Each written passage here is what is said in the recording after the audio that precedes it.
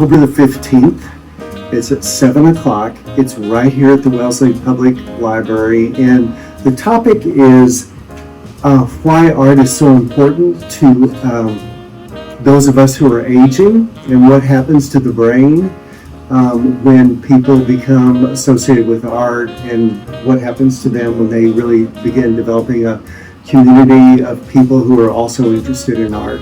So it's a program that's jointly sponsored by the Wellesley Cultural Council and the library here. We're excited about it, and we are three people who have always had a love of art, but for some of us we gave it up for a while because other things were in our worlds.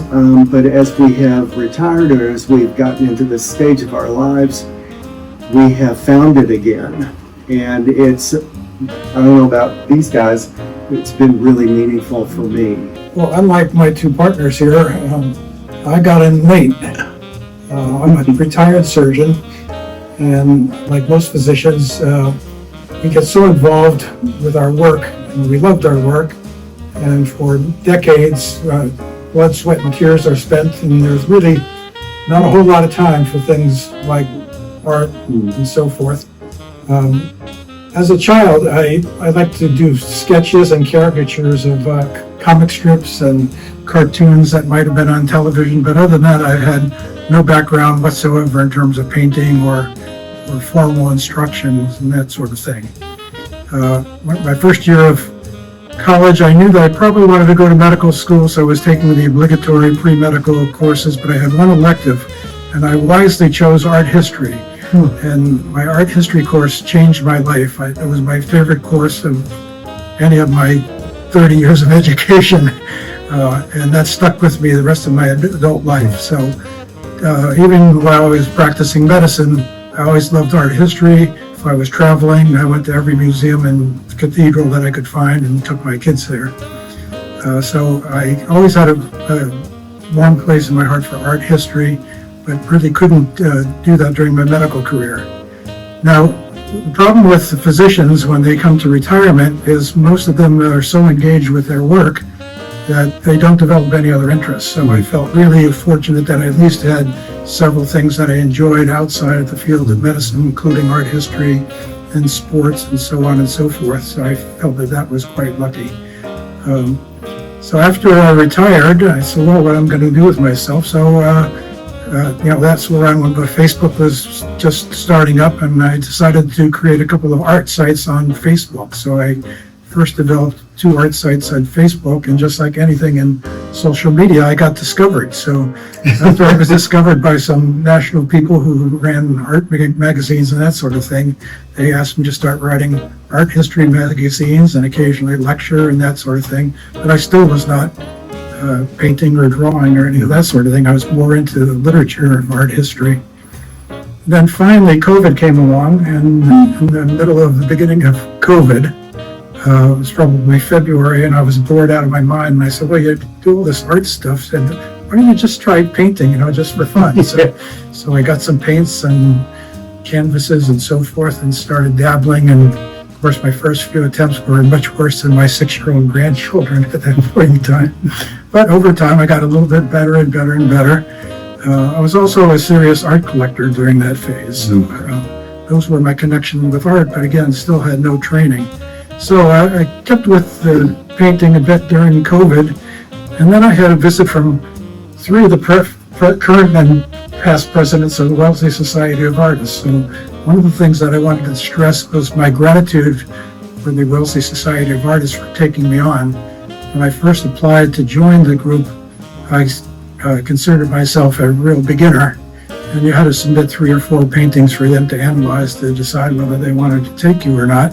And I fully expected to be rejected, and to my surprise, they must have had a stroke or something that afternoon analyzing my paintings, but they said, yeah, we'll take you as a member.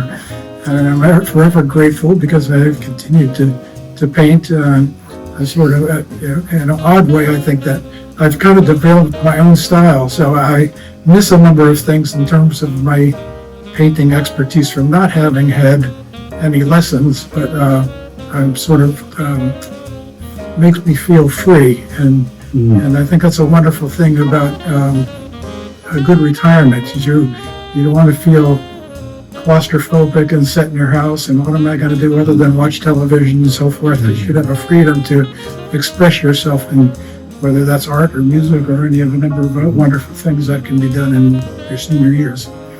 That's a nice way to put it. Okay. How about you? Yeah, it's interesting hearing Bob talk. I think basically there's a similarity with probably the three of us and probably anybody who paints, because he talked about his, interest in art from when he was young, and then interest in art history after a wonderful art history course, and how that just was always there. So when I was 11 years old, my mother signed me up for an art class in the high school. And I was this little girl at the time, 11 years old. So on Fridays, I would walk up to the high school. I couldn't go home. There was no bus to take me home. My mother was a hairdresser, working in her own shop down near my grammar school. So I would go there or the library, and she said, well, okay, let's give her some art lessons. So I went up to the high school and painted with high school class kids. I felt a little intimidated, to say the least, and I can remember the art teacher putting me in front of a color chart and said, study it, and I'm looking and saying, 11 years old, so I said, okay, I'm looking at it, it's very pretty. But I continued to paint. I painted there for 3 years and actually learned an awful lot. I think about how to observe, how to draw, how to plan, putting something on something flat. And so I did several small paintings. So one oil, little tiny oil of a bird, a ceramic bird thing. I have that in my house today. And I also have some large oil paintings. So I did that, sat over the fireplace in my parents' home for years. So that's where I got this love. And I can remember going into high school saying, I can't paint anymore because I have to study, I have to get to college, I have to do other things. And so I took a deep breath and I said, okay, when I'm older, and I honestly remember this, I will devote myself to painting. I don't have the time to do it. I love painting landscapes. I find it gives me, the social aspect is great too, because taking the classes and meeting people who love what I love, I mean, couldn't ask for anything more. And I just find it, when I'm painting, I'm not thinking about other things. And I kind of think that's like a relaxation. It's kind of tense. I mean, there's like, how do I do that? How do I put this tree in front of another tree? I never did that before. Or what do I do with this rock? Or because I often paint from photographs, because I try to paint outside, but it just doesn't always work for me. So it's always a question, and I love the way I can concentrate on something other than other things that I don't want to hear on TV, or I don't want to concentrate on, or I don't want to do in the house. It's a relaxing time, and it has given me such a full, lovely experience in my life to focus on something that, is a challenge. I find it very hard sometimes, but I don't like to give up on that challenge. I like to figure it out. So it pieces together a puzzle in me that is rewarding and satisfying and fulfilling in my life. Dale and I have similar backgrounds in the way things started because I remember thinking, I'm going to retire, I'm going to finally turn all these jobs down that were coming my way, and I was going to have my own time, and I thought, I don't want to fill it up with anything. I want to be at the point where I say no to a lot of the things, but I say yes to the things I really want. And painting was what I really wanted to do, and it is kind of, for me, it's just kind of an opportunity for me to get lost on the canvas, in the paint, with what I'm doing. And it is a really interesting way to filter out the other things, isn't it? It really is. we moved here, my wife and I moved here not knowing anybody but my daughter, son-in-law, and grandson. And so finding a community was really important to me. And I think that's part of, as I get older, that's part of something that I continue to need a lot of, is to be around people who love art and appreciate art and are willing to talk to me about things that are related to art. One of the things that's been great for me, and I think is important for all senior citizens, is if you study medical journals or even lay journals about how do you be a smart aging person, basically 3 pillars: good diet, exercise, and social interaction. And that helps everything from theoretically improving your longevity, but also avoiding things like Alzheimer's and dementia and the things that we want to try to avoid. So for one of the major things that I've received among many from the Wellesley Society of Artists is I got to meet more than 100 new people that I never would have interacted before, ever.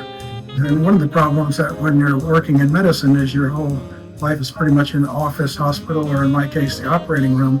So you had friends, but they're sort of hospital friends. They're not like real friends. Yeah, you're like colleagues. Yes. So in my retirement, to be exposed to all these wonderful people in my community has been a real blessing for me. This program is, we have a guest speaker. Her name is Raquel Stevenson.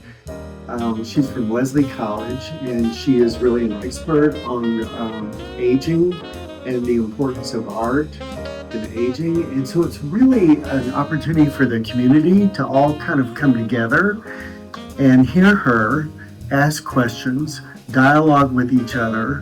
And it's a one way that the WSA is attempting to give back to the community in partnership with the Wellesley Cultural Council to give something back and to create a dialogue and to create some interest in people like us who are still vibrant and still active and are still interested in so many things. It's a way to continue that conversation in this wonderful town. So it's October 15th at 7:00 p.m.